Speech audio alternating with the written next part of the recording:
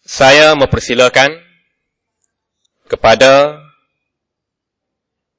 moderator wacana Bukit Bersih, Khazanah dan Amanah. Saya mempersilakan kepada Profesor Zainal Abidin bin Kidang untuk meneruskan agenda program kita pada hari ini. Persilakan.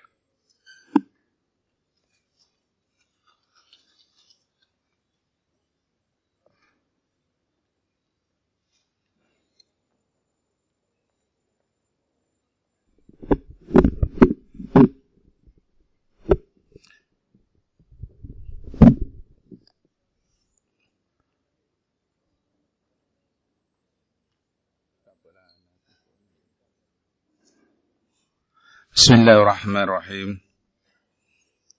Alhamdulillah rabbil alamin wassalatu wassalamu ala asyrafil anbiya'i wal mursalin wa ala alihi wa sahbihi ajmain. Assalamualaikum warahmatullahi wabarakatuh. Alhamdulillah, terlebih dahulu saya mengucapkan ribuan terima kasih kepada perantau kerana telah menjemput saya sebagai moderator. Moderator kerja mudah je, dia kata sebenarnya dia moderate je.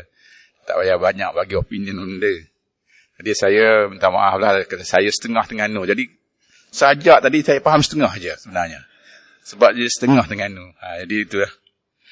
Jadi Alhamdulillah saya dengan perantau ni agaknya by association kot. Lalu mesyuarat perantau. Kita bukan orang Terengganu tapi tak apalah. Dia diterima sebagai citizen Terengganu dan ni insyaAllah. Jadi hari ini kita ada wacana syakna rakyat Terengganu, Bukit Bersih, Khazanah dan Amanah.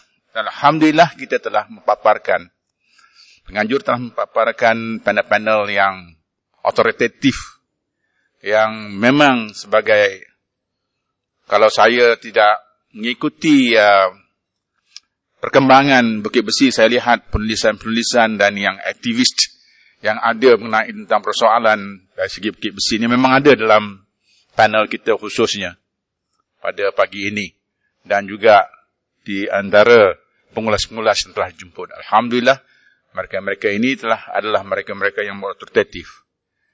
Jadi sebagaimana yang telah dinyatakan oleh penganjur, memang walaupun saya kira tidaklah pada peringkat nasionalnya tidak dapat menarik begitu besar pandangan masyarakat mengenai tentang Bukit Bersih ini, memang pada orang Terengganu saya kira adalah sesuatu yang cukup penting bagi Bukit Bersih ini. Dan apabila saya terus membaca dalam media, jadi saya pula juga jadi terpanggil saya kira untuk memberikan sesuatu yang menengahkan kepada masyarakat. Bukan saja di Terengganu dan pada umumnya sebenarnya. Suatu perkara yang penting yang berlaku di Bukit Bersih ini sebagai sebuah lombong besi yang pernah menjadi lombong besi yang terbesar di dunia sebenarnya. Jadi ini suatu khazanah yang penting kepada rakyat negeri Terengganu. Jadi bagi memperkatakan, memberi pencerahan, jawapan kepada persoalan-persoalan yang masih lagi pada saya very confusing, agak bercelaru. Mana sebenarnya kebenarannya mengenai tentang Bukit Bersih. Jadi pada hari ini kita harap pencerahan, jawapan soalan-soalan itu terjawab oleh ahli panel kita dan juga ahli pengulas kita. Dengan itu saya dengan segala hormatnya menjemput ahli panel kita, pembentang pada pagi ini. Yang pertama, yang berhormat Datuk Tengku Hassan, Tengku Umar, hadir? La. Ada, okey. Silakan. Tak nampak tadi. Duduk belakang. Silakan. Tafadhal. Yang kedua ialah yang berhormat mulia Raja Datuk Kamarul Bahrin Shah, Wakil NGO, Pengerusi NGO Nusantara. Dan yang ketiga ialah Tuan Haji Amzad Hashim, selaku pengerusi ganti Gerakan Anak Terengganu Insaf. Silakan. Dan saya juga jemputlah kalau boleh pengulas. Ini tempat pengulas nampak mana? Ini tempat pengulas. Jadi saya jemput jugalah jemputan pengulas kita yang pakar-pakar. Yang pertama yang tidak asing lagi pada kita, Yang Mulia Tengku Ibrahim Tengku Ismail, Tengku Sri Paduka Raja. Silakan Yang Mulia.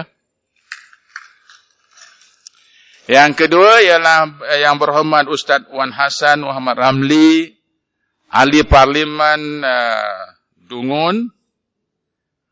Dan yang ketiga, Saudara Naraza Muda, Pengerusi Jawatankuasa Bertindak Lombong Bukit Mas. Dipersilakan. Alhamdulillah. Jadi, saya bagi dia punya aturan sedikit. Bagi pembentangan kita bagi, saya tengok tadi, ni Yang Mulia Raja dia punya nota panjang tu.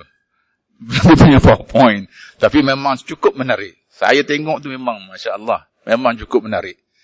Jadi yang lain tu begitu juga. Jadi saya, walau bagaimanapun, saya menghadkan masa lah. Masa kita, sebab kita habis pukul 1 ni, kita habis semua lah. Masuk pengolah, masuk semua sekali. Jadi saya bagi 10, kalau you want, extend 10 minit, kalau boleh, keep it 10 minutes. Dan selepas itu, kalau ada sikit poin, tambah-tambah sikit lah. Kepada pembentang. Selepas itu, kita akan buka ketiga-tiganya kepada pengulas. Saya akan bagi masa pengulas. Nak ulas mana-mana tak kira lah. Isu mana-mana yang dia minat. Berkaitan dengan ni lah, nak komen ke, nak betul tak betul ke, benda ke. Saya ni neutral lah sikit pada hari ni. Saya kena keep it neutral. Tak boleh lah, kita pengurusi tadi, perantau, kata kita demo, tak boleh lah. Saya tak demo dan kita, saya. Gitu lah. Jadi selepas itu kita akan buka kepada semua peserta pada pagi ini. Dan akhirnya saya akan bagi juga masa kepada pembentang untuk buat penggolongan selepas itu. Dan saya akan cuba summarize dan kita tamatkan. InsyaAllah target kita pukul 1. Dan terjawab semua soalan-soalan yang telah pun dinyatakan oleh pengurusi perantau dan juga penganjur tadi. Jadi saya dengan tanpa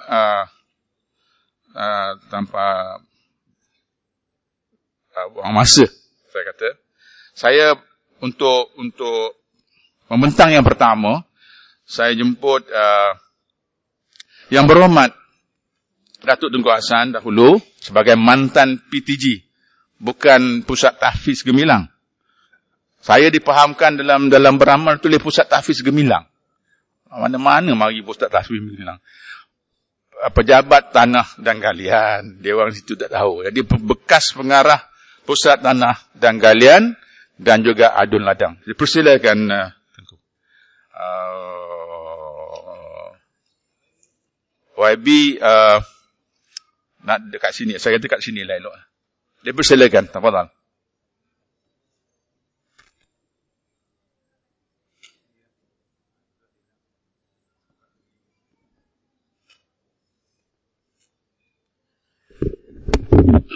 A'udzubillahi samil alim minasyaitonir rajim. Bismillahirrahmanirrahim. Alhamdulillahirabbil alamin wassalatu wassalamu ala asyrafil anbiya'i wal mursalin wa ala alihi washabihi ajmain. Assalamualaikum warahmatullahi wabarakatuh. Yang dihormati Saudara Profesor Zainal, moderator pada pagi ini, yang juga dikasihi sahabat daripada Terengganu, Yang Berhormat Parlimen Raja Bahrain, Saudara Amzad, aktivis Terengganu, dan yang dikasihi Yang Amat Mulia Tengku Paduka Raja, orang yang ambil cakna tentang negeri Terengganu, Yang Berhormat Haji Hassan dan Saudara Naraza ni orang Dungun. Jadi dia nak cerita hal dia hari ni.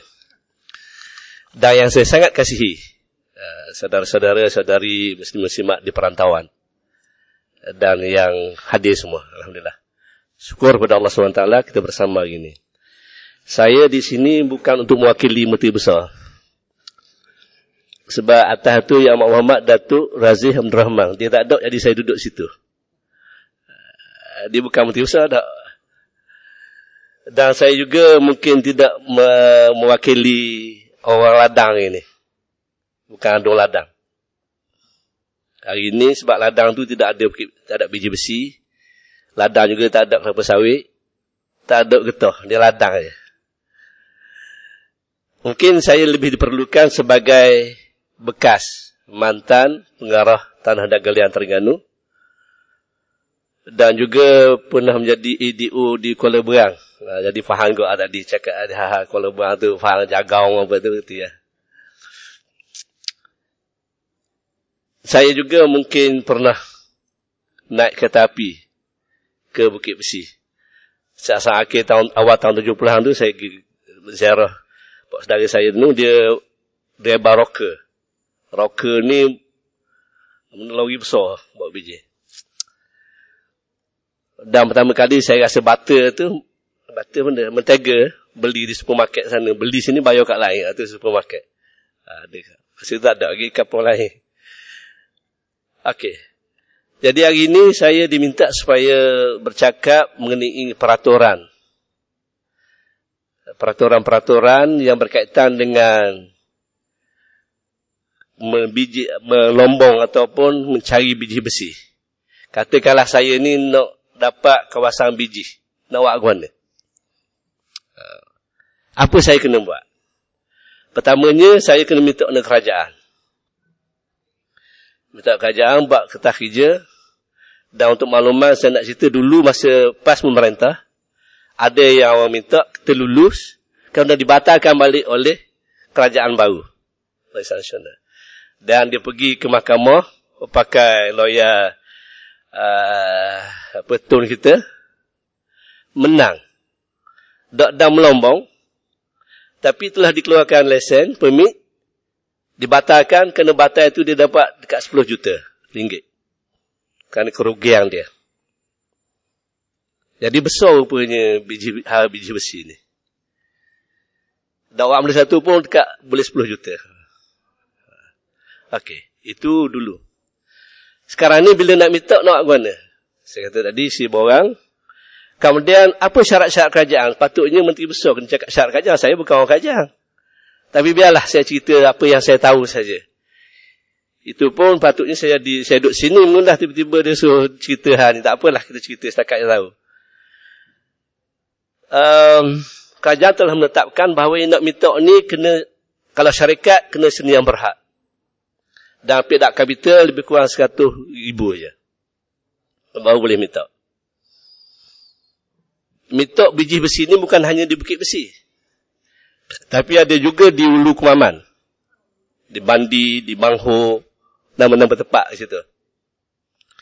Jadi, yang nak minta ni, diminta, kemudian bila lulus, setelah dia buat kajian-kajian tu, ialah kaji, tapi kan nak lulus-lulus je. Gitu je kan? Lulus lah, kalau ada orang yang nak lulus. Ada juga orang minta tak mau lulus, tak lulus lah. Itu syarat, sebab kerajaan punya hak untuk menentukan siapa yang boleh, siapa tak. Minta hak kita, lulus hak dia, gitu. Kemudian, kebanyakannya sekarang ini dilulus hanya 40 hektar saja satu kawasan. Dilimit kepada 40 hektar. Satu kawasan untuk satu syarikat. Seni yang berhak. Kemudian, bila syarikat ini melombong, apa dia kena bayar pada kerajaan? Pertamanya, dia kena bayar royalty 5% daripada hasil jualan biji besi. Kita bincang sikit itu lagi. Kemudian, masa zaman Mak Said menjadi Menteri Besar, dia membuat satu syarat baru. Maknanya, banyakkan tanah-tanah ni diluluskan kepada Lembaga Amanah Tabung Warisan Negeri Terengganu. Dia lulus tabung akan beri orang. Dan dia buat satu syarat baru, siapa nak ambil ni kena bayar tribute 10%. Tribute ni maknanya semacam Tribute orang putih kata benda, orang putih dah tribute tu. Orang Terengganu kata benda tribute. Mana kena bayar pada kerajaan, gitu. 10% daripada tribute ni dibayar kepada tabung. Bukan pada kerajaan, kepada tabung warisan. 10%. Maknanya, pengusaha biji sekarang ni kena bayar 15%. 5% daripada hasil jualan, 10% kepada kerajaan, kepada tabung. Syarat baru. Kemudian, biji ni boleh dieksport keluar ke tak? Biji-biji diambil ini boleh tak dihantar keluar? Boleh. Dengan syarat ada AP. Permit ini akan diluluskan oleh Kementerian apa tu? Kementerian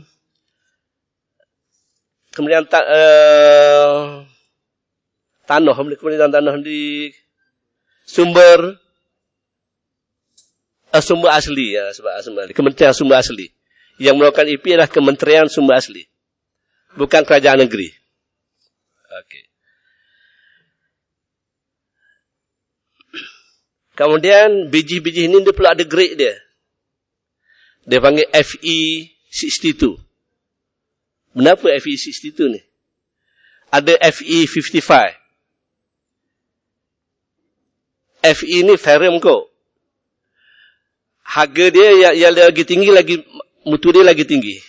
62 tinggi, 63 tinggi, bawah-bawah lagi rendah. Okey. Apa kata kalau di kawasan ni minta tu ada balok atas? Ni kita minta kawasan kan biji bawah tanah. Atas bukit itu ada balok. Apa nak buat pada balok ni? Boleh tak? Boleh atau tidak yang tuan punya yang dapat lesen tadi tebang balok ni? Dulu boleh. Sebab tu ada orang kacak kita. Nak minta biji. Tapi rupanya nak balok je. Lepas ambil balok, dia kata biji tak bohong. Masa dulu. Lepas tu, buat keputusan baru, tak boleh. Biji-biji.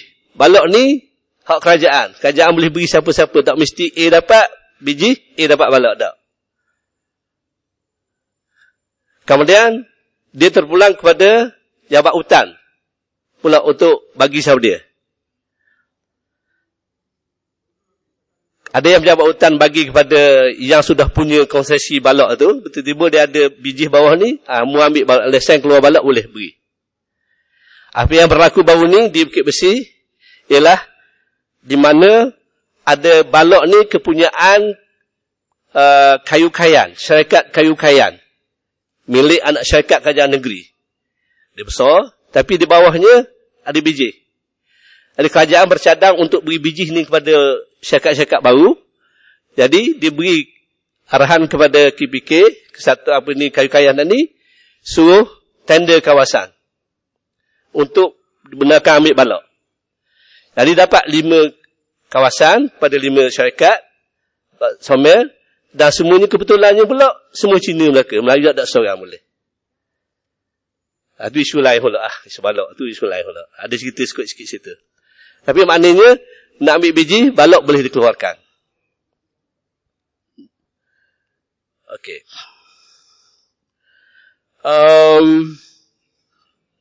Apakah Bukit Besi ni, bagaimana keadaan Bukit Besi sekarang ni?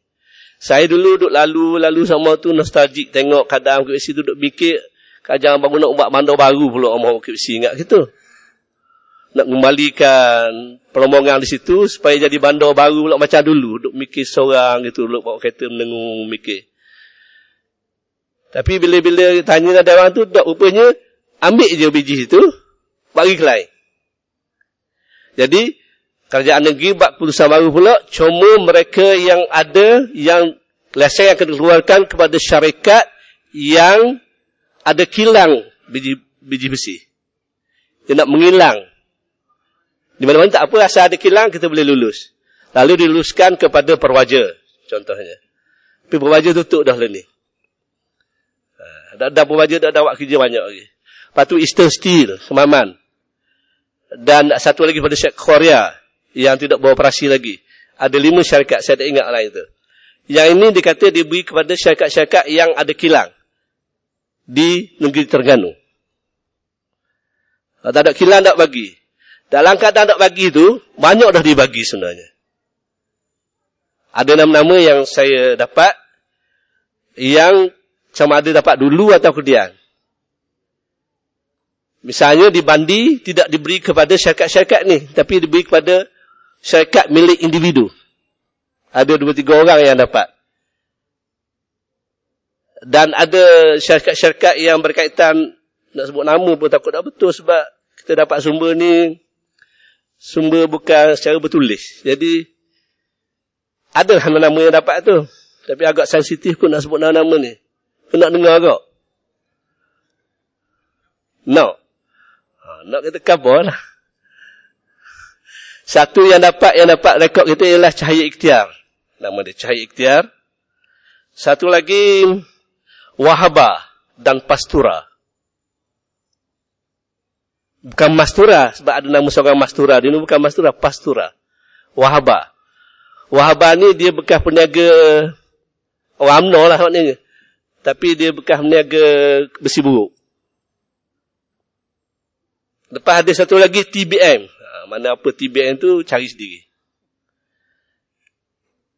Kemudian yang besarnya di Bukit Besi ni Treasure Mining. Treasure. Kemudian Eastern Mining. Kemudian Perwaja. Saya tanya kawan-kawan di PTG. Sebab saya dok PTG dah tanya lah. Ada tak CAA Resources ni dapat atau buat permohonan atau dapat lesen mining di negeri Terengganu? Dia kata tak ada. Mungkin dapat cara lain. Kok company lain ke apa, wallahualam, tapi atas nama CAA tak ada, dia kata.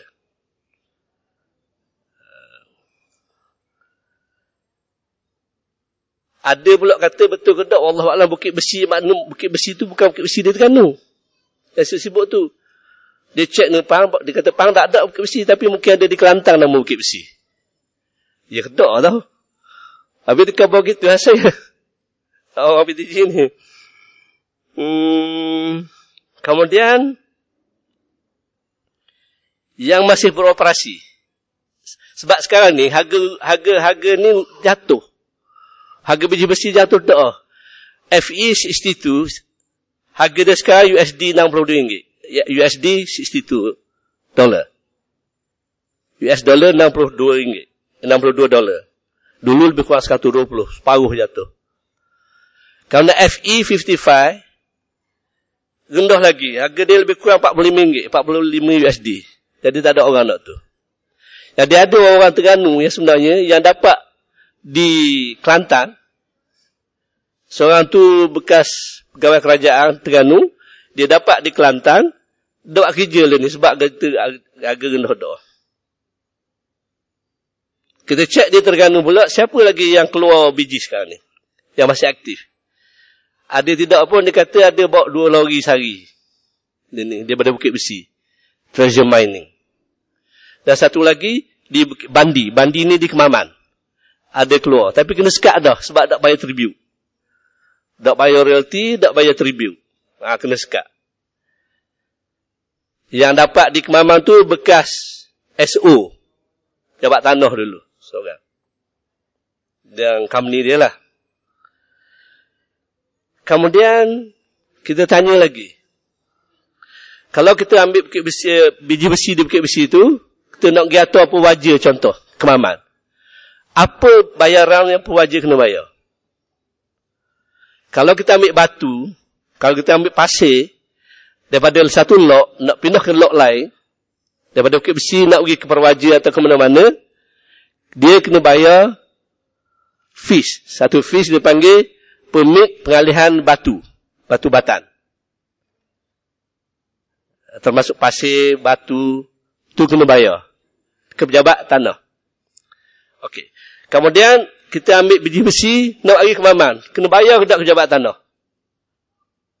Tak. Tak ada peraturan untuk charge pengalihan. Mengalih biji tidak kena charge. Dah kena benda. Dia kata kena bayar. Contohnya kalau perwaja ambil, perwaja kena bayar. Bayar apa? Bayar 5% daripada 5% merupakan royalty kepada kerajaan. 5% itu dikira 5% daripada jualan. Jualan biji besi. Jual mana? Tak kira jual mana, kena. Jadi saya tanya dia tak boleh jawab lagi dia. Okey, katakan saya ambil biji, saya ada konsesi di biji Bukit Besi, saya ambil, saya simpan dulu dalam tanah saya. Saya simpan di Kemamang, di kilang saya. Saya tak jual, saya simpan aja. Kena tak bayar? Dia kata kita kita kena bayaran bila jual. Dah saya tak jual. Oh, tak boleh tu lagi, tak boleh ambil lagi. Sebab peraturan kata, bila jual, dicah 5% royalty. Siapa yang mengira banyak-banyak ni adalah daripada Geoscience. Jabatan Mineral dan Geoscience. Geoscience dan Mineral. Bukan PTG. Dia yang menentukan harga. Harga tu berdasarkan pada market. World market yang ambil daripada China. So, jadi, saya kata kalau sedap gitu, saya ambil, saya tak mahu kata, saya nak buat kerja. Macam perbaja contoh, saya nak buat kerja di kilang saya. Tak kena lah. Ke mana? Dia boleh saja je. Oh, dia kata tak jawab lagi tu. Sebab peraturan kata, bila jual. Tak ada lagi berlaku kes, orang mengilang di Kemaman. Atau di Terengganu, ambil untuk kilang sendiri, tak ada lagi. Setakat ni semua untuk jual. Dan saya kata, kalau saya simpan separuh, saya jual separuh, mana pula? Oh, tak kerti nak kira lagi, kata. Jadi, itu flaw dia. Yang sekarang ni, maknanya bila keluar pada Bukit Besi, kita tak boleh nak kata bahawa inilah harga jualan, inilah harga yang patut dibayar pada kerajaan. Tak boleh lagi. Sehingga dijual baru boleh dikira 5%.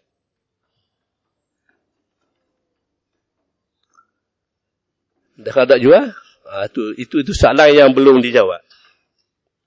Dan harga ini dipantau oleh Jabatan Mineral dan Geologi dan Geoscience. Okey. Jadi, Bukit Besi ni mana? Tak tahu, gitu je lah. Kemudian, ada satu syarikat sekarang ni nak buat eksplorasi. Nak tengok apa ada di Bukit Besi tu. Ada biji, ada emas, ada apa-apa lagi. Nak buat eksplorasi.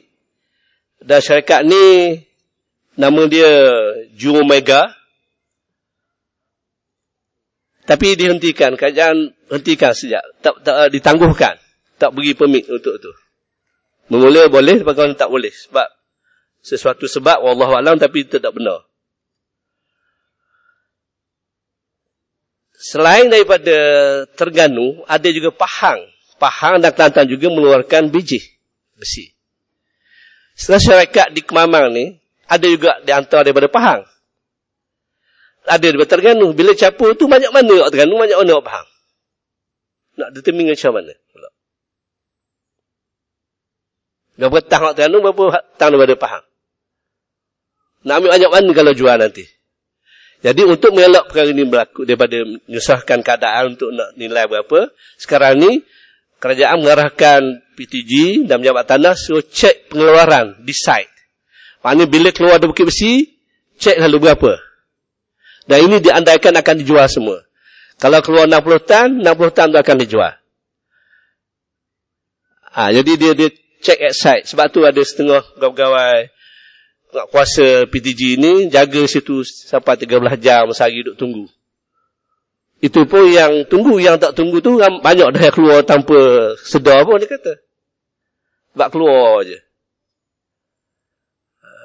Jadi, dan mining list yang diberi, setiap list tu cuma tempoh dia 5 tahun. Acreage dia 40 hektar. 5 tahun. Lepas tu kena sambung. Jadi kalau hak dia ikut peraturan ni, dia tak sambung, dia kata. Ataupun hak tak sambung, tak sambung lah. Kalau yang tak bayar tribute ni, kalau dia nak export, kita kabar PTG kata, kita kabar ke Kementerian Sumber Asli, jangan beri AP. Itu cara dia.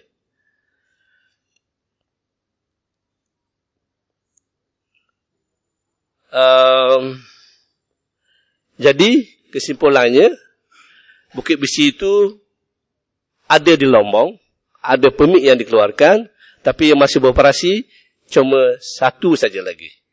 Setakat ni sebab harga jatuh.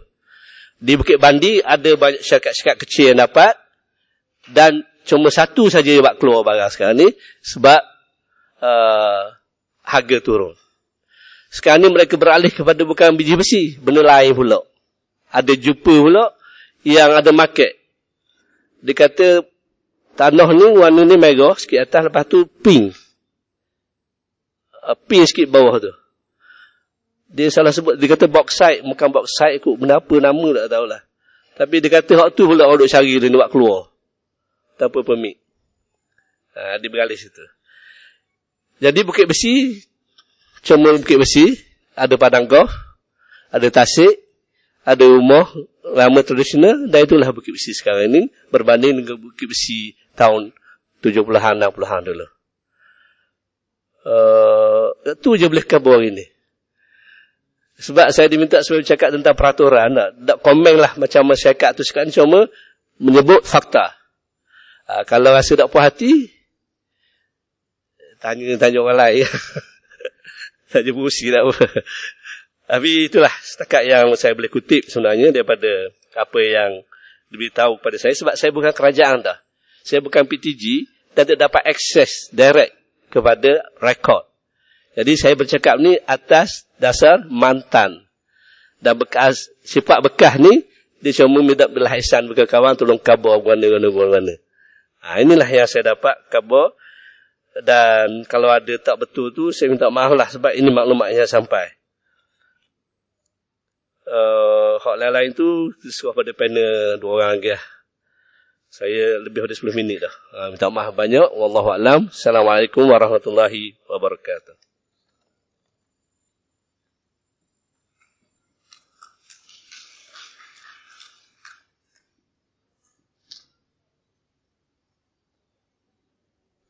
Terima kasih yang berhormat. Di atas penjelasan mengenai tentang kedudukan permit dan juga peraturan-peraturan bagi membolehkan sebuah syarikat itu melombong di Bukit Besi. Saya cuma nak menyatakan tentang kenyataan akhbar dalam email 27 November. Saya kira oleh pengarah PTG Terengganu, Muhammad Nur Ibrahim, dalam kenyataan beliau mengenai tentang kenyataan berkaitan dengan CA Resources ni. Ini kenyataan beliau. Dia kata neither CA Resources nor any of its partners or subsidiaries is registered or have permits to reopen the once famous mines or anywhere else in the state. Maknanya dia membuat pengesahan tidak ada CA Resources ataupun syarikat partner atau subsidiary yang telah diberi permit untuk membuka semula lombong emas, lombong biji besi, mana-mana di Bukit Besi atau di mana-mana di negeri Terengganu. Itu CA Resources, sebagaimana yang dikatakan oleh yang berhormat tadi. Jadi seterusnya mengenai tentang persoalan-persoalan berkaitan dengan Bukit Besi ini, kita menyebut yang berhormat mulia Datuk Raja Kamarul Bahrain untuk menerangkan mengenai kita. Saya rasa dia akan menerangkan mengenai tentang environmental impact. Dan saya banyak penulisan-penulisan beliau mengenai tentang kesan environment sebagai seorang aktivis. Saya kira dalam persoalan environment ini beliau akan menerangkan kesan-kesan mengenai tentang perlombongan ini terhadap persekitaran. Dengan itu saya dengan segala hormatnya persilakan yang berhormat mulia.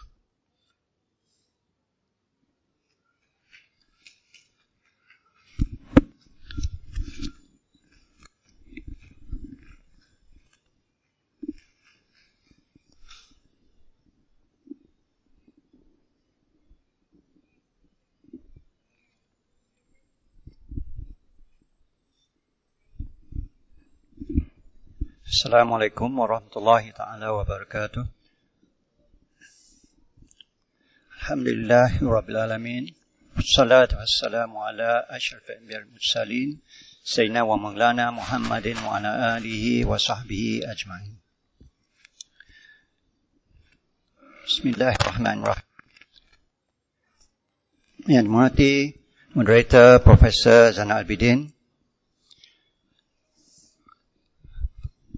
fellow panelis Yang Berhormat Mulia Datuk Tunku Hassan Ma, yang bahagia Haji Hamzat Hashim, juga seorang ahli panel, Yang Berhormat Mulia Tengku Seri Paduka Raja Ayahanda saudara saya, Yang Berhormat Ustaz Wan Hassan, juga saudara Naraza Muda, semua ahli-ahli panel, Profesor Anwar dan juga Profesor Kamal Zaman, Tuan Haji Syami Embong dan Datuk Ismail, rakan-rakan ahli perantau, saudara-saudari sekalian.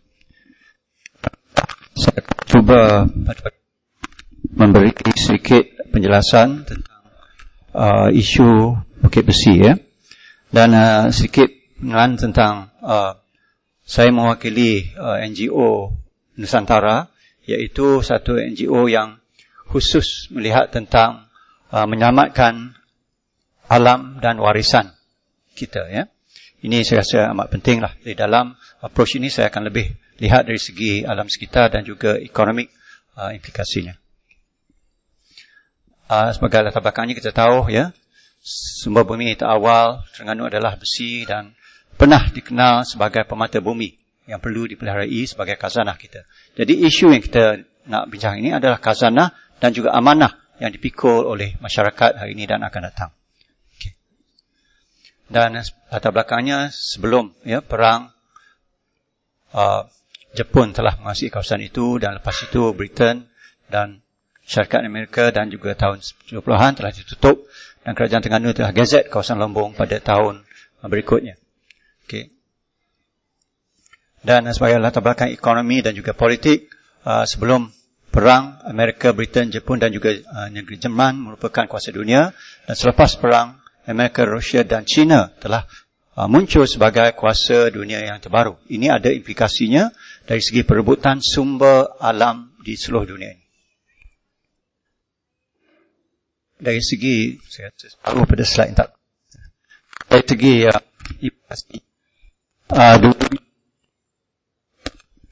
implikasinya lebih dari segi ketenteraan, politik secara direct dan ekonomi. Hari ini yang di bawah sekali, politik secara halus dan ekonomi. Dan ekonomi hari ini banyak dikontrol oleh negara China.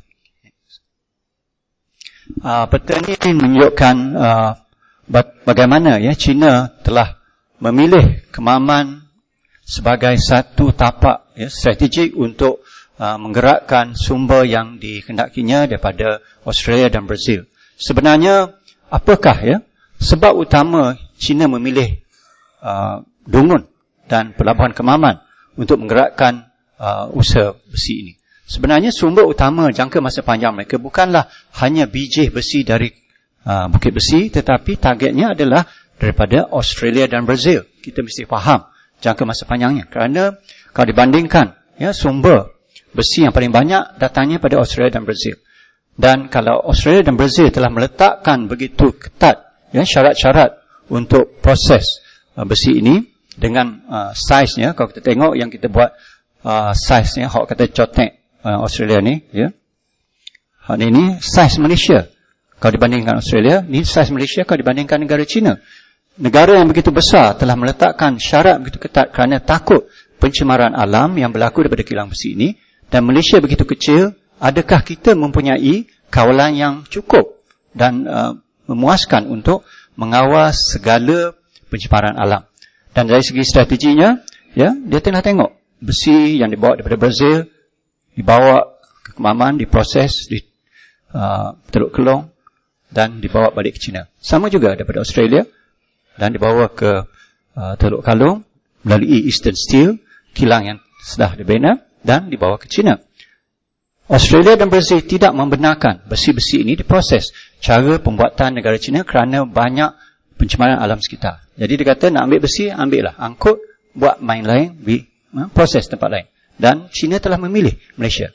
Dan di negara China sendiri, dulu ada 5,000 kilang besi, proses besi, tetapi hari ini 1,000 telah ditutup kerana sebab-sebab pencemaran alam. Itu menunjukkan betapa seriusnya pencemaran alam di negara China. Dan adakah kita sanggup menerima pencemaran yang sama di bumi kita? Inilah seperti sumber biji utama daripada Australia, Brazil, India, dan bukit besi bukan sumber utama jangka masa panjang mereka. Ini mungkin sebagai satu helah atau satu permulaan. Dan syarikat negara China tak dibenar proses di Australia dan juga Brazil. Dan inilah suasana.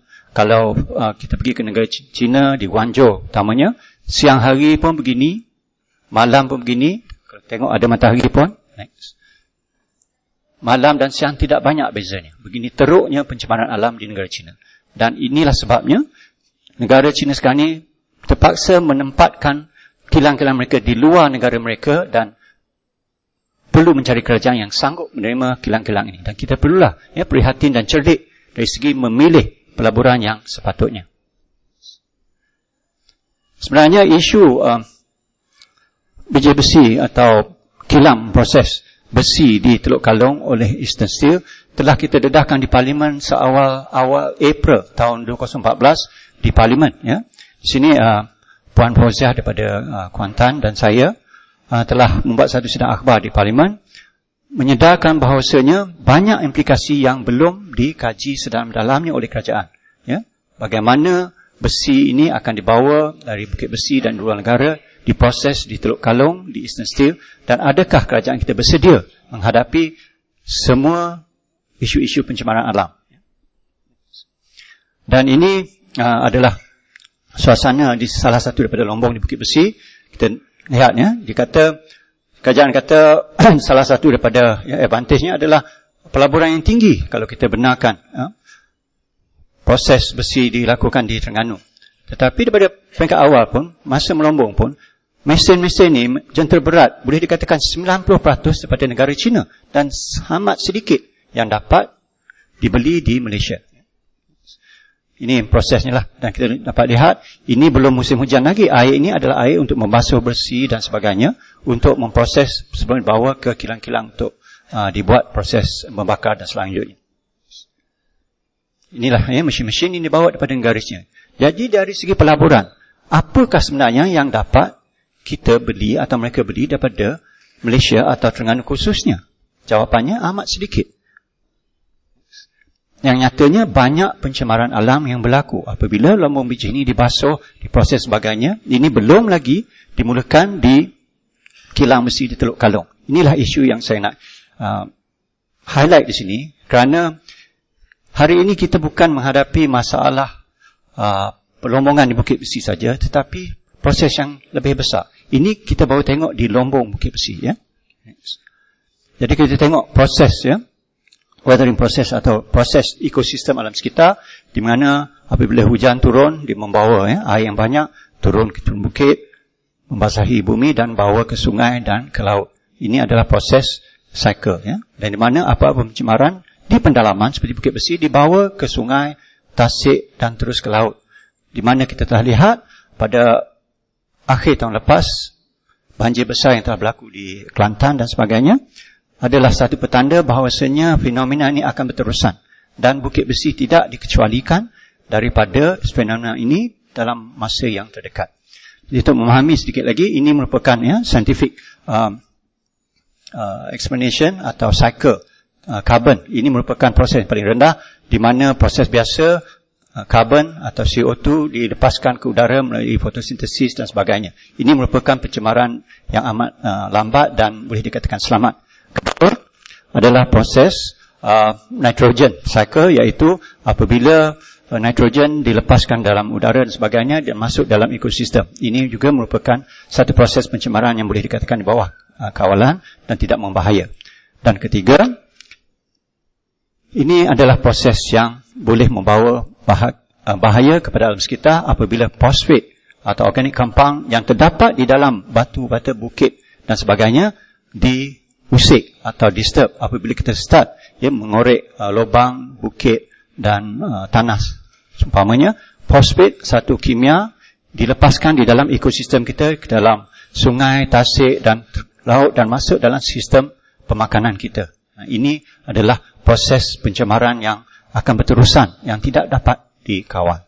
Dan keempat, yang paling tinggi adalah sulfur cycle, iaitu sulfur. Kalau kita pergi ke Lombong Bijik di Bukit Besi, kita berdiri situ saja, orang kata hidung pedih, sangat-sangat pedih, kerana sulfur itu telah dilepaskan ke dalam udara dan memang mencemari alam untuk kita menafas pun. Apakan lagi apabila dia dah masuk di dalam sistem air kita, pencemaran sungai dan sebagainya. Dan itu kalau berlaku di Lombong. Dan apabila proses membakar berlaku di kilang, seperti apa yang akan berlaku atau sedang berlaku di kilang Eastern Steel di Teluk Kalong, ia akan melepaskan lagi berbagai gas ke udara dan akan melepaskan sulfat, dan disitulah akan berlaku acid rain atau hujan asid, di mana akan mencemari alam lagi, meracuni alam sekitar dan sebagainya. Dan kesannya amat luas, bukan hanya di Dungun, Kemaman, tetapi di sekitar Terengganu dan di sebahagian besar daripada Malaysia, dan boleh dikatakan sebahagian juga rantau tersebut. Inilah yang kita perlu sedar, bahawasanya apabila pelombongan berlaku, banyak implikasi dari segi pencemaran alam daripada proses melombong. Dan apabila sampai ke kilang, merupakan satu lagi proses yang lebih kata dahsyat. Dan itulah negara China terpaksa menutup 1,000 kilang dia sekarang ini, dan menggesa syarikat-syarikat besarnya menempatkan kilang-kilang ini di luar negara China kerana tidak sanggup lagi menampung pencemaran alam. Dan persoalan yang kita nak tanya hari ini, regulation, seperti Datuk Kuasan kata tadi, macam-macam peraturan diadakan. EIA untuk hanya 500 ekar lebih, atau kurang pada 500 ekar, tak payah guna EIA. Kita tahu air tidak ada had untuk mereka mengalir. Jadi kalau satu syarikat A ada 500 ekar, sebelah lagi ada 500 ekar, apabila pencemaran alam berlaku, dia tidak terhad kepada 500 ekar. 500 ekar, A pergi ke B, pergi ke C, dan sudah tentu lebih pada 500 ekar. Dan ini akan menyebabkan pencemaran alam yang amat luas. Tetapi mereka yang diberi satu konsesi kurang daripada 500 ekar tidak perlu EIA. Saya rasa kerajaan dan kita sendiri hanya menipu diri kita sendiri, seolah-olah kalau bawah pada 500 ekar tak payah buat kajian alam sekitar. Ini kononnya nak beri kemudahan kepada pelabur. Tetapi ini akan menyusahkan kita, akan memudaratkan masyarakat tempatan apabila pencemaran alam yang saya tunjukkan tadi berlaku. Dan kedua adalah sedimentation, untuk mengelak pencemaran kawasan sekeliling. Tiap-tiap lombong perlu diadakan takungan air atau satu tasik untuk membenarkan pemendapan sisa-sisa toksik yang dikeluar. Adakah sesiapa mengawal kawasan tersebut? Ini satu persoalan yang saya rasa tidak ditanya atau dilakukan dari masa ke semasa. Dan penjagaan permukaan bumi bagi menghalang pencemaran yang tinggi dan pencemaran seterusnya adalah banyak kelemahan daripada Department of Environment. Sebagai latar belakang, saya nak menyatakan di sini, sebelum kita mendedahkan isu ini di Parlimen pada awal tahun lepas, Department of Environment tidak pernah pergi buat apa-apa cek pun di kilang Eastern Steel. Tetapi selepas sesi akhbar kita buat di Parlimen, barulah diadakan beberapa lawatan dan syarikat Eastern Steel telah dikenakan beberapa saman atau fine berbelas ribu atas kesalahan-kesalahan di atas komplain kita. Jadi ini menunjukkan peranan masyarakat tempatan di mana merupakan stakeholder atau mereka yang terdedah kepada ancaman ini amat penting. Maknanya kalau kita tak komplain kepada Department Alam Sekitar dan sebagainya, mereka tidak akan mengadakan apa-apa siasatan. Inilah yang kita sebutkan tadi oleh Datuk Kuasan, artikel yang telah dikeluarkan tentang Bukit Besi CAA Resources. Saya rasa kita patut berterima kasih kepada pendedahan ini, kerana pendedahan ini merupakan daripada seorang yang merupakan pelabur atau potential investor di dalam industri biji atau biji besi dan juga perkelangan untuk memproses biji besi. Dan banyak daripada pendedahannya ada persamaan dengan apa yang kita katakan sebelum pada ini. Tapi kalau kita orang Terengganu ni cakap, orang tak mau dengar. Bila orang luar cakap, keluar New York Times, baru bulat mata-mata masing-masing buat bising. Baru nak cakap, nak buat siasatan dan sebagainya. Perlu New York Times, perlu seorang warga Cina untuk mendedahkan. Atas sebab apa, kita tak tahu. Mungkin atas sebab kekecewaan dalam bisnes dan sebagainya. Tetapi, perkara pokoknya, banyak perkara yang betul yang disebut di dalam pendedahan beliau. Apa yang nak mengulas di sini adalah apa yang dikatakan oleh Mr. Lee Yang, CA Resources dalam pendedahannya, tentang pemberian pengaruh dan pangkat. Saya rasa ini tak apalah, biar orang lain ulas. Saya nak concentrate pada EIA. Dan dikatakan tadi, dia kata, dia pakat duk bagi lot tu kurang daripada 500 ekar. Betul lah, apa yang kata selama ni. Jadi, kalau tanah nak buat housing development, rumah tak bergerak. Tapi, pengaliran air dan pencemaran alam bergerak. Jadi, penggunaan memberi 500 ekar, walaupun konsesi sepenuhnya mungkin 1000 ekar lebih, adalah satu usaha untuk menipu diri sendiri dan membahayakan masyarakat.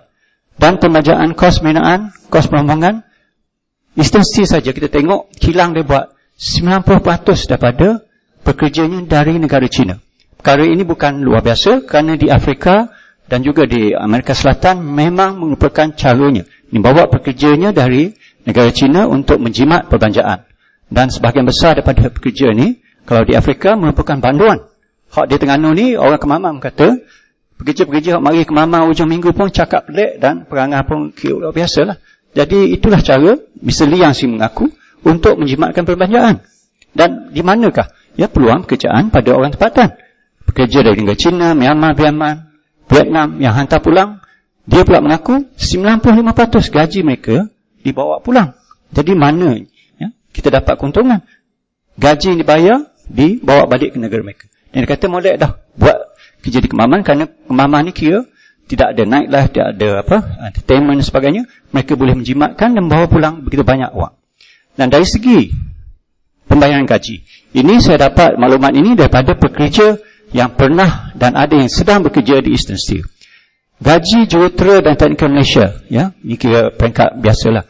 Kalau dibayar untuk mereka 2,500, mereka dengan kedudukan atau kelulusan yang sama daripada negara China 5,500. Tengok perbezaannya sekali ganda. Gaji jurutera kanan Malaysia daripada Malaysia kalau dibayar 5,500, daripada negara China sehingga 15,000. Jadi ini merupakan satu diskriminasi lagi di dalam struktur organisasi mereka. Inilah perkara-perkara yang UPEN patut memberi perhatian. Peluang pekerjaan, peluang management atau pengurusan yang tinggi. Di mana kalau kita nak kata kita dapat manfaat, anak-anak kita nak dapat peluang pekerjaan, gaji dan juga pengalaman dengan sistem sebegini rupa. Dan Lee Yang juga mengatakan mereka tidak menggunakan union kerana mereka menggunakan pekerja asing. Sehingga hari ini pekerja-pekerja di Eastern Steel banyak menggunakan pekerja asing. Itulah cara mereka mengelak menggunakan union. Dan inilah sebabnya kurang peluang dan jawatan kanan pekerja tempatan menyebabkan banyak anak-anak kita meninggalkan. Memang adalah program dia kata ada pekerja daripada tati dan sebagainya, graduate diambil, tetapi jangka masa pendek. Inilah kilang Eastern Steel yang telah siap di Teluk Kalong, patut buka pada September tahun lepas, tapi masih belum di dalam proses trial period atau percubaan. Dan dalam proses pembinaan dan trial period ini, tidak ramai tahu bahawasanya dah berlaku berbagai kemalangan, menyebabkan 3 kematian. Ada yang jatuh dari bangunan kerana tidak ada safety system. Sistem keselamatan tidak bagus, dan ada juga yang mati tersepit di dalam mesin-mesin yang digunakan. Kerana cara komunikasi, kerana ramai management daripada negara China tidak pandai berbahasa Inggeris dan bahasa Melayu lagi tak erti. Jadi kerana sebab-sebab komunikasi dan sebagainya tidak diuruskan dengan baik, sudah banyak berlaku kemalangan. Dan juga selepas kita dedahkan isu Eastern Steel di Parlimen, Department Environment atau alam sekitar telah menyaman Eastern Steel kerana chimney-chimney mengeluarkan asap tidak mengikut peraturan. Jadi kalau kita tak komplain, mereka tidak buat apa-apa siasatan terperinci. Jadi itulah sebabnya masyarakat tempatan dan pergerakan, ya, unit-unit alam sekitar perlu meneruskan pemantauan atas apa yang berlaku di kilang ini. Ini adalah, ya, kita dapat detail environment impact assessment yang dilakukan Eastern Steel yang dikeluarkan pada 2009. Ini saya nak tunjukkan beberapa rumusan daripada kajian ini yang telah dikeluarkan lebih kurang 6-7 tahun lepas. Ini merupakan prosesnya, saya rasa terlalu complicated, tak apalah, kita tengok saja. Ini kawasan kilangan mereka, Laut Cina Selatan, bagaimana mereka nak menyalurkan kepada supply base dan sebagainya. Ini merupakan latar belakang, ya, mereka yang nak mulakan proses Eastern Steel di Terengganu 1,200 ekar, ya, diberi. Dan ini menunjukkan report mereka tentang apa yang dikatakan proses, ya. Ini proses teknikalnya, di mana disebut, ya, mereka menunjukkan high heat from combustion of coke and coal, menggunakan coke dan arang untuk menghasilkan kepanasan yang tinggi. Jadi kita dah ingat selama ni, mereka mari ke kawasan Kemaman, Petronas. Tetapi sebenarnya gas Petronas tidak merupakan sumber utama. Gas Petronas hanya merupakan initial proses saja, hanya sedikit, dan selepas itu mereka menggunakan arang. Arang seperti kita tahu adalah sumber yang paling kotor. Gas merupakan sumber bakaran yang paling bersih. Tetapi kerana gas lagi mahal pada arang, mereka menggunakan arang yang dibawa daripada Australia dan juga daripada Indonesia. Ini ramai tidak didedahkan. Dan telah berlaku beberapa kemalangan dalam proses bawa bas nak sampai ke pelabuhan, nak masuk arang ni. Perkara ini telah dilaporkan ada satu kemalangan, satu bas bawa arang ni telah terbalik dan mencemar laut, dan Department Environment suruh mereka bersihkan. Kalau mereka yang biasa di kawasan Teluk Kalung, mereka tahu kadang-kadang, ya, arang-arang yang dibawa lori telah jatuh, bersepah-sepah di tengah jalan dan tidak ada kawalan dari segi penjagaan. Ini juga menunjukkan kegunaan tenaga. Disebut utility utama yang kan ada air dan elektrik, gas. Kerana gas Petronas bukan merupakan sumber utama, kerana mereka menggunakan arang. Jadi kita tidak, ya, menghalusi proses sebenar yang akan mencemar, ya, sekitar kita. Ini juga menunjuk sekali lagi dalam report mereka terpaksa sebut bahawa penggunaan arang ini akan menyebabkan banyak pencemaran alam yang akan menyebabkan penyakit kepada penduduk tempatan, ya, sakit lelah dan sebagainya. Sebelum pada sistem atau kilang Eastern Steel ini bermula beroperasi, kajian ini telah mendapati sebahagian besar pada penduduk Teluk Kalung, lebih kurang 14,000 orang kampung telah mengalami sakit lelah, respiratory illness dan sebagainya. Ini baru daripada kesan pewaja. Pewaja bukanlah kira hazard yang tinggi, tetapi ini merupakan yang lebih berbahaya. Ya. Perkara yang saya sebut tadi tentang kematian 3 orang tadi, perlunya, ya, DOE memantau smoke chimney, penguap asap, dan telah dikenakan beberapa saman, laporan pencemaran alam dan sebagainya. Perlu, ya. Kerana sekarang ni kerajaan hanya memberitahu kita, bagus kita jual biji besi kepada negara China, bagus kita adakan kilang di sini, nampak bangunan kilang ni gah, tetapi apakah hasil atau manfaat jangka masa panjangnya, dan adakah ini memanfaatkan rakyat kita dari segi keseluruhannya. Inilah di antara artikel-artikel lain yang dikeluarkan dalam internet, International Business, tentang, ya, bagaimana negara China melihat ke Malaysia untuk mencari sumber, ya, besi yang murah dan juga pusat pengeluaran besi yang murah, ya. Ini adalah, ya, comparative advantage yang dicari. Okay. Ini juga, ya, penafian MB yang di mana dikatakan tidak ada, ya,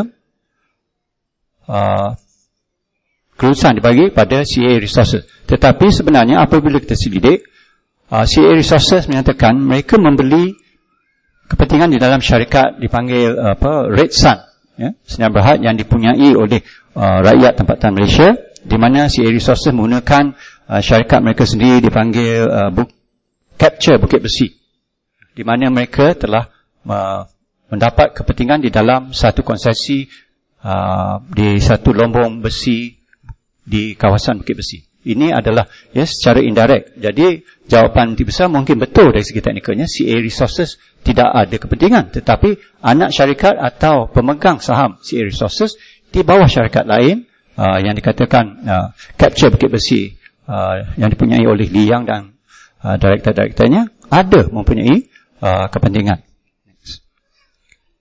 Dan inilah yang sidang akhbar yang dikeluarkan oleh Kerajaan Negeri. Dan di sinilah di mana CA Resources menyatakan mereka listed di Hong Kong Stock Exchange, dan mereka kata mereka menggunakan Capture Bukit Besi, ada memorandum understanding dengan Red Sun Resources untuk membeli 60% untuk syarikat yang mempunyai parcel atau tanah di sekitar Bukit Besi Dungun. Jadi saya rasa penafian ini pun tidak tepat. Dari segi teknikalnya mungkin betul, bukan CAA, tetapi CAA melalui anak syarikat atau syarikat di bawahnya. Inilah apa yang kita minta Kerajaan Terengganu memberi penjelasan sebenarnya siasat. Jadi dia kata nak saman New York Times, nak saman Li Yang. Tetapi lepas 4-5 bulan senyap sepi. Tak ada tindakan susulan sebagainya. Inilah kita jangan salah faham tentang isu ini, kerana Bukit Besi bukan merupakan sumber utama untuk syarikat-syarikat Cina ini. Ini merupakan satu daripada sumber kecil. Sumber utamanya akan dibawa daripada negara-negara luar. Ini saya nak tunjukkan sebab kenapa kita perlu perhatian tentang alam sekitar. Ini merupakan artikel-artikel tentang kisah yang amat menyedihkan, pencemaran alam yang berlaku. Kita dapat internet tentang apa yang berlaku di Bukit Merah. Ini satu insiden yang amat sedih. Pencemaran alam begitu teruk, radiation yang berlaku di Bukit Merah di Perak. Tidak ada orang ingat lah, tak ramai orang tahu pun, 18 tahun dulu. Next. Inilah syarikat Mitsubishi daripada Jepun telah melabur dalam satu kilang Asian Rare Earth Development di Bukit Merah, dan ramai orang kena sakit leukemia dan sebagainya, kanser dan cacat apabila lahir kerana pencemaran alam dari segi proses Rare Earth Development di Bukit.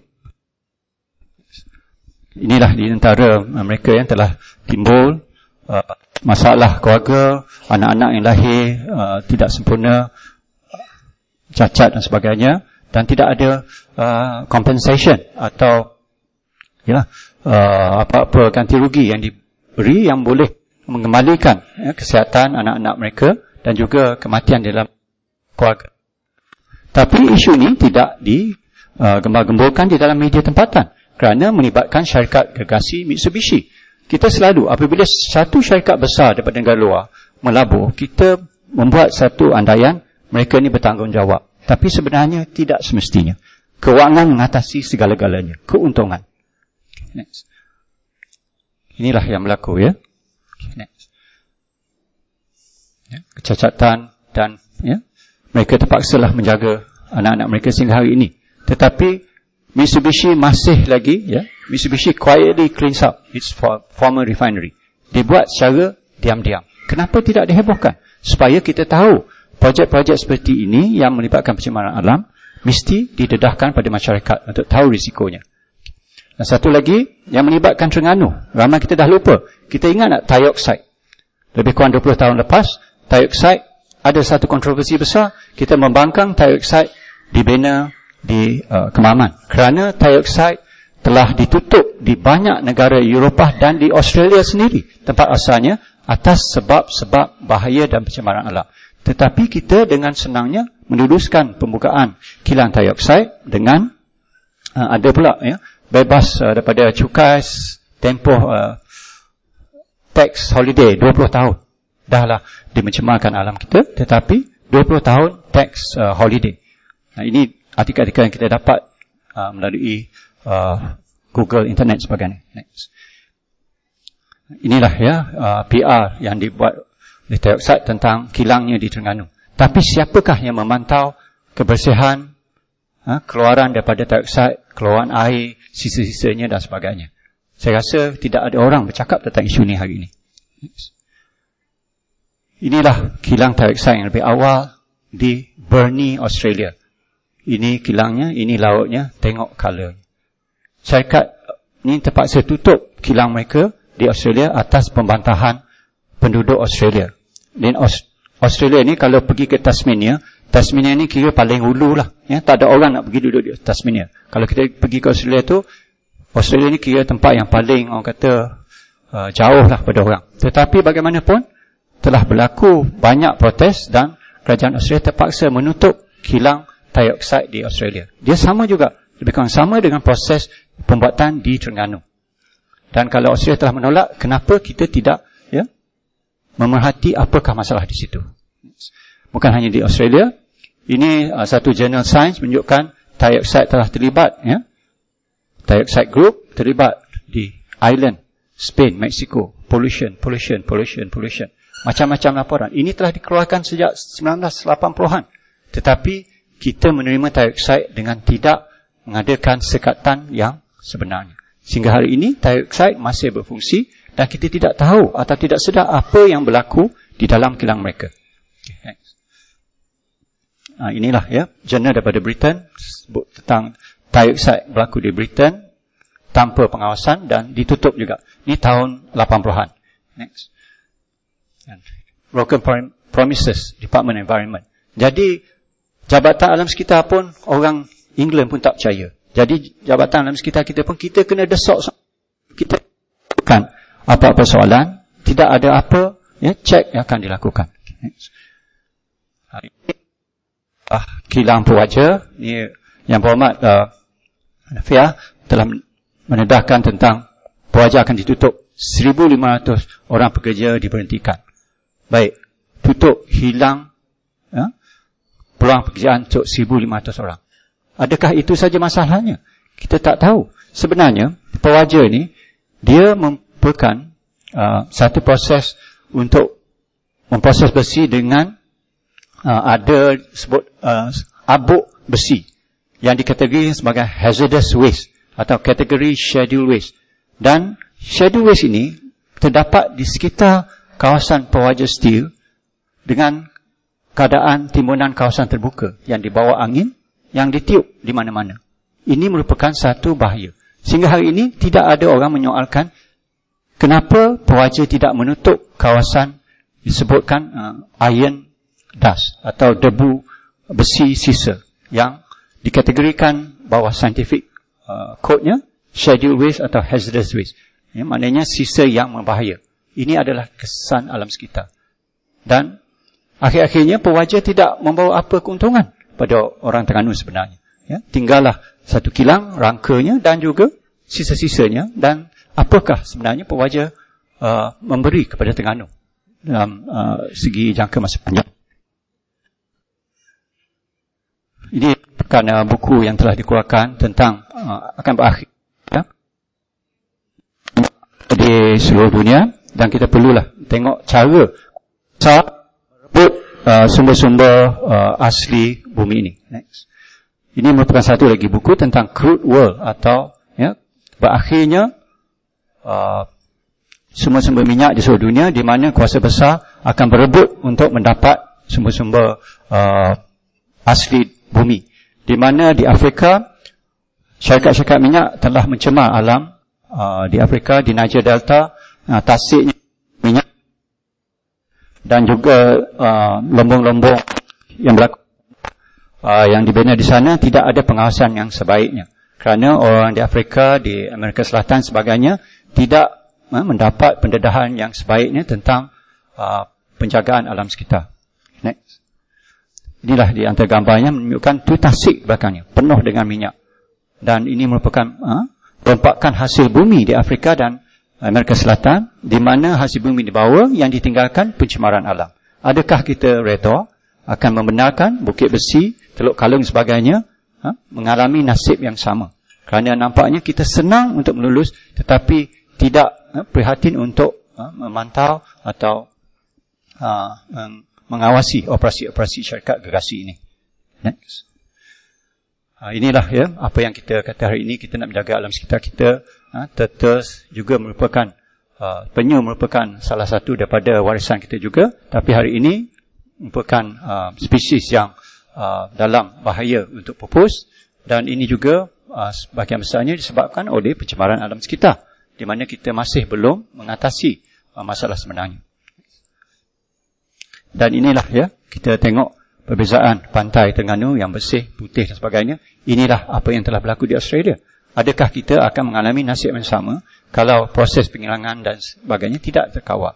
Bukan kita menolak pembangunan, bukan kita menolak perkilangan atau kemajuan, tetapi kita perlu memantau melalui pengalaman lepas negara-negara yang lebih maju pada kita. Kalau tidak, pantai Terengganu ini mungkin akan mengalami masalah atau nasib yang sama. Ini adalah satu dokumentari. Akhir sekali, saya nak conclude, adalah contoh apa yang berlaku di seluruh dunia. Satu buku yang telah dikeluarkan oleh bekas Vice President Amerika, An Inconvenient Truth. Maksudnya, kebenaran itu merupakan satu perkara yang menyusahkan pihak-pihak tinggi. Ya? Pihak berkuasa, syarikat-syarikat besar, dia tidak suka orang ramai atau masyarakat umum mengetahui tentang kebenaran apa yang berlaku melalui industri-industri besar ini. Termasuk pelombongan, perkilangan dan sebagainya. Kerana ini akan menyekat keuntungan mereka. Dan akibatnya akan berlakulah pencemaran alam, ya, dan environmental disaster seperti Typhoon Katrina di Amerika, dan juga typhoon yang berlaku di Filipina, dan juga ribut yang melanda Kelantan baru-baru ini. Next. Inilah merupakan salah satu daripada rencana yang merupakan satu rencana yang terbaik tentang dahsyatnya kesan kepada alam sekitar melalui perkilangan dan juga pencemaran alam yang telah dihasilkan oleh Al Gore. Dan kita tak boleh kata perkara ini berlaku di negara besar. Sebenarnya masalah ini telah mula tiba di negara kita. Sebagai contohnya, ini adalah gambar yang saya ambil di pameran gambar Malam Kutipan Derma di MBPJ. Bahawa ini atas kutipan dana banjir Kelantan. Ini sebuah kampung keluar di Kuala Kerai, di mana sebuah kampung 31 rumah ranak, kerana dengan banjir yang besar dibawa oleh air yang turun daripada gunung dan bukit sebagainya, telah memusnahkan satu kampung ni di Kelantan. Dan ini juga satu lagi gambaran yang terdapat di Kuala Kerai juga, yang terdapat di pameran baru-baru ini, menunjukkan inilah kesan alam sekitar jangka masa panjang. Apabila air itu turun dengan lebat, hujan dan sebagainya, pencemaran alam, ini kita baru tahu tentang kesan air. Tetapi pencemaran alam kita belum tahu. Bayangkan kalau sisa-sisa toksik seperti di Bukit Besi sebagainya, bagaimana perkara ini akan menjejaskan lagi persekitaran dengan begitu lama. Dan ini satu lagi, seorang budak kecil basuh baju dalam persekitaran rumah yang ranak dan persekitaran yang telah kotor.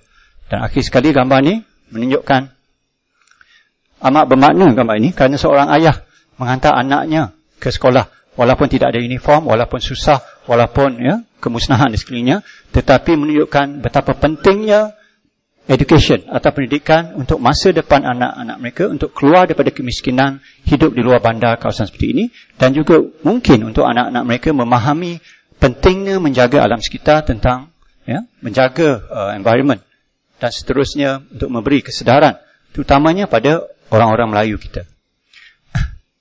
Dan kalau kita tengok cost benefit, kalau kerajaan nak keluarkan sangat banyak permit untuk biji dan sebagainya, inilah KDNK, keluaran dalam negeri kasar negeri Terengganu tahun 2011 hingga 2013, pembinaan, perkhidmatan, campur import, ini sumber-sumber dan juga dari segi hasilnya. Kalau kita bandingkan dengan biji, pelombongan,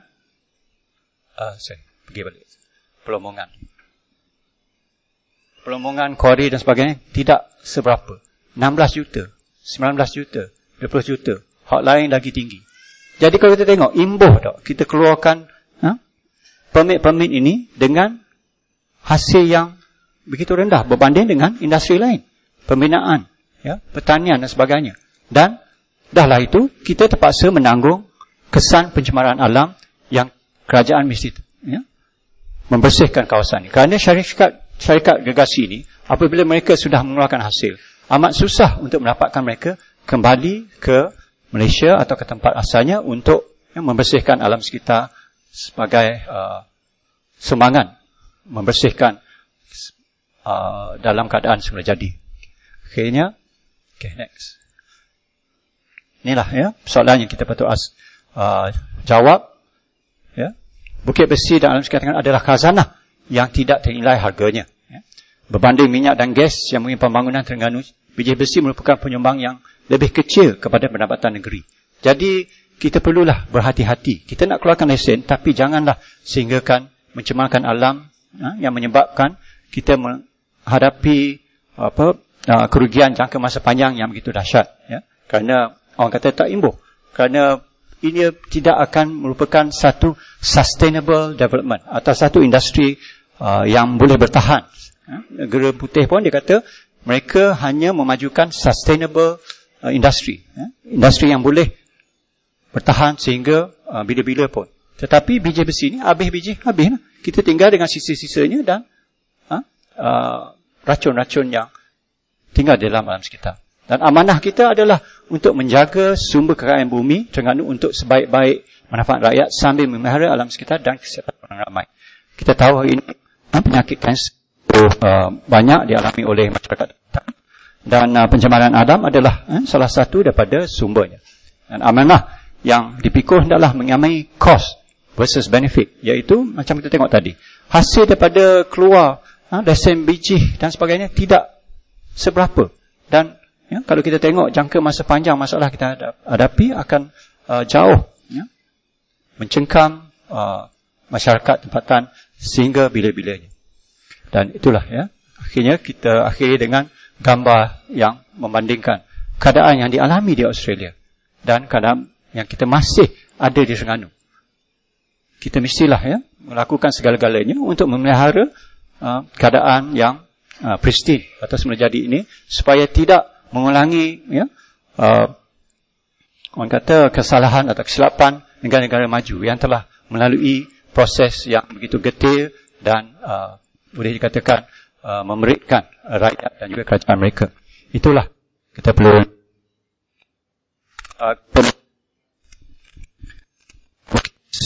dari segi sumber atas sejarah saja, tetapi bagaimana kita boleh menekan rakyat untuk jangka masa panjang dari segi sustainable development. Wallahu a'lam. Wabillahi taufiq wal hidayah. Wassalamualaikum warahmatullahi wabarakatuh.